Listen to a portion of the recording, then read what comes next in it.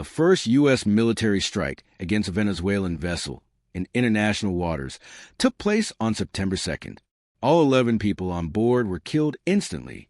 The Trump administration justified the attack by claiming the boat was carrying illegal narcotics bound for the United States. The announcement sent shockwaves through diplomatic and political circles, raising serious questions about authority, legality, and escalation. What made this moment even more controversial was that it happened without congressional approval or public oversight. Many Americans only learned about the attack after it had already become part of a growing pattern. Since that first deadly strike, more than 20 additional military actions have followed in the same region. According to official reports, these operations led to the deaths of 72 more people. Each strike has been conducted without formal authorization from Congress, bypassing the traditional checks and balances that govern acts of war. As the numbers climbed, so did concerns from lawmakers, legal experts, and human rights organizations. The question was no longer just about fighting drugs, but whether the United States was quietly stepping into an undeclared conflict. At the same time, President Trump issued warnings for commercial airlines to avoid Venezuelan airspace. He publicly urged President Nicolas Maduro to flee the country and openly hinted that land strikes could begin very soon. These comments intensified fears that the United States was moving beyond maritime operations and preparing for direct military engagement on Venezuelan soil. Officials continue to frame the actions as part of a broader war on drugs. Yet, critics argued that the messaging sounded more like preparation for regime change than counter-narcotics enforcement. The central question quickly became impossible to ignore. Was this truly about stopping drug trafficking, or was the real objective to remove Venezuela's leadership from power? To understand the gravity of what was unfolding, analysts began examining troop movements, naval deployments, and intelligence activity in the region. Military assets were being shifted at a pace not seen in years. Aircraft carrier groups, surveillance aircraft, and special operations units were positioned strategically. The pattern suggested not a limited operation, but the framework for a much larger military action. Experts familiar with U.S. military strategy noted that a full-scale invasion would likely not be the first step. Instead, they predicted targeted missile strikes on Venezuelan land assets. These would likely be framed as surgical attacks on alleged drug infrastructure. However, intelligence reports indicated that Venezuela is not a major production hub for narcotics like fentanyl. Instead, it serves primarily as a transit route for cocaine originating in nearby regions. This raised further doubts about whether the stated justification for the strikes aligned with the strategic reality. The legality of these military actions soon became one of the most serious concerns. President Trump claimed that the United States was effectively at war with international drug traffickers. By labeling these groups as global terrorist organizations, the administration argued that the laws of war applied. Under this logic, military force could be used without traditional congressional approval. Legal scholars quickly challenged this interpretation, pointing out that counterterrorism statutes allow for arrests and sanctions, not summary execution through missile strikes on international waters. Even under post-9/11 wartime authorities, the use of lethal force must meet strict legal thresholds.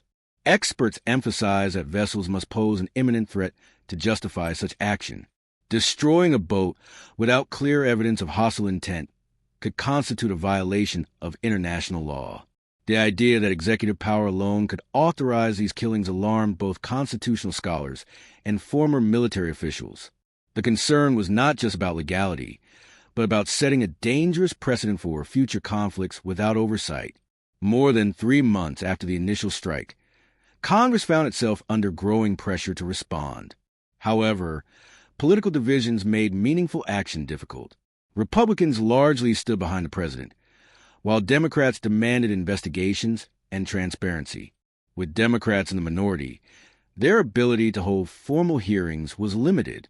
For weeks, the only resistance came in the form of public statements and media interviews. But that changed after explosive reporting began to surface regarding the conduct of the first strike. Investigative journalists revealed that after the initial missile hit the Venezuelan vessel, 2 survivors were seen clinging to the wreckage. Instead of initiating a rescue or capture operation, a second attack was reportedly ordered. This follow-up strike killed the remaining survivors, a tactic referred to as a double tap. Under the laws of armed conflict, targeting survivors of an attack is strictly prohibited.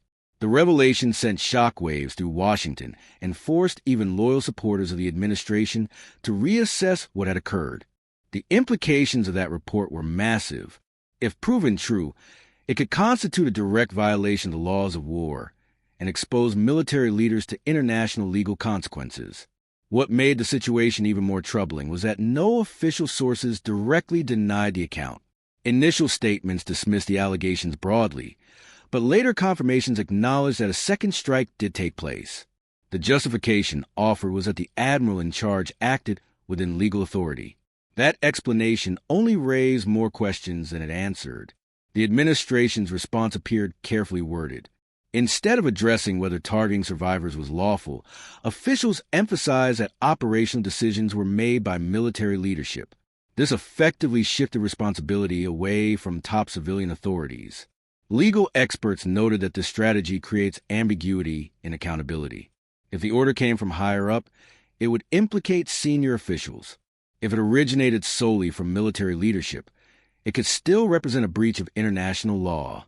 Either way, the lack of transparency fueled public distrust. Another troubling issue emerged regarding intelligence certainty. How did U.S. forces determine that those on the targeted boats were drug traffickers? Officials claimed the vessels were under surveillance and linked to smuggling networks. However, independent analysts noted that the boats lacked capacity to transport large narcotic shipments across the open ocean. Their size and design suggested regional travel at most.